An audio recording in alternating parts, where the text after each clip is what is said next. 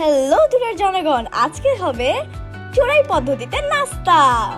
একটু পরেই আমরা বুঝতে পারবো কেন এটা চোরাই পদ্ধতি, কিন্তু এর আগে আমরা কিছু মশলা দিয়ে নিব। লবণ, মরিচ গুঁড়া, ধনিয়া গুঁড়া, গোলমরিচ গুঁড়া, চিলি ফ্লেক্স। হ্যাঁ, এর বেশি আর কিছু দিতে জানেন না। এখন আমার বোন অ্যাস্থেটিক ভাবে চামচ দিয়ে সবগুলো মিশিয়ে নিল।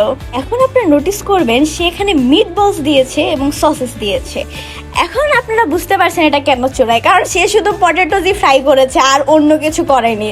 হ্যাঁ, দ্যাটস ইট।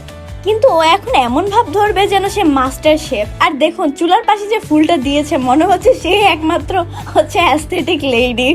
এখন সবগুলোকে সুন্দর করে আমরা উঠিয়ে নিব এবং কেটে নিব। আগে কেন বলে ফেললাম, আচ্ছা যাই হোক, সামনে তো কাটা হবে, সো ওইটা দেখতে থাকুন। ওয়াও, এখন সুন্দর করে কেটে পরিবেশন করছে। ও এখনো পরিবেশন করেনি, এখনো সস দেওয়া বাকি। যাই হোক, হ্যাঁ এখন এগুলো সুন্দর করে রেখেছে।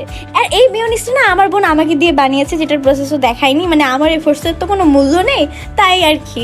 হ্যাঁ হ্যাঁ, এখন মেয়োনিজের সাথে আমরা টমেটো সস দিয়ে নিব এবং সবগুলোকে ভালোভাবে মিশিয়ে নিব, আবারও অ্যাস্থেটিকভাবে চামচ দিয়ে। এভাবেই তৈরি হয়ে গেল চোরাই পদ্ধতির মিট বক্স। এটা আপনি বাসায় বানিয়ে খেতে পারবেন খুব সহজেই। হ্যাঁ যাই হোক, অনেক ভয়েস ওভার দিয়ে ফেলেছি, এবার আমি চাই বাই বাই।